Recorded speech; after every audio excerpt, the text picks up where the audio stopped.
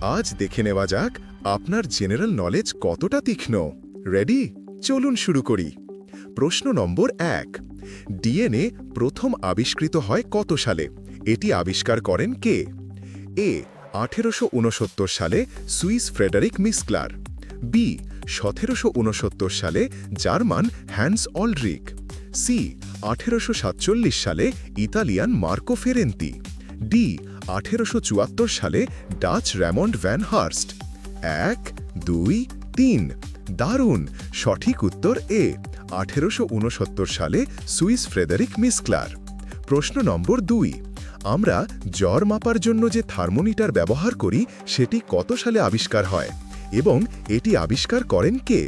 এ 1617 সালে বিজ্ঞানী Rafael মোরেন্তো, B 1607 সালে বিজ্ঞানী গ্যালিলিও, সি 1628 সালে বিজ্ঞানী নিকোলাও টরভেনি, ডি 1609 সালে বিজ্ঞানী এলবার্তো সেভানো।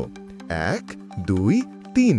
Very good! সঠিক উত্তর বি 1607 সালে বিজ্ঞানী গ্যালিলিও। প্রশ্ন নম্বর ৩। রজার বেকন কত সালে ম্যাগনিফাইং কাঁচ আবিষ্কার করেন? এ 1256 সালে, বি 1236 সালে, সি 1250 সালে, ডি 1276 সালে। ১, ২, ৩। খুব ভালো! সঠিক উত্তর সি 1250 সালে। আরও মাইন্ড ব্লোয়িং কুইজ পেতে চ্যানেলটি সাবস্ক্রাইব করুন।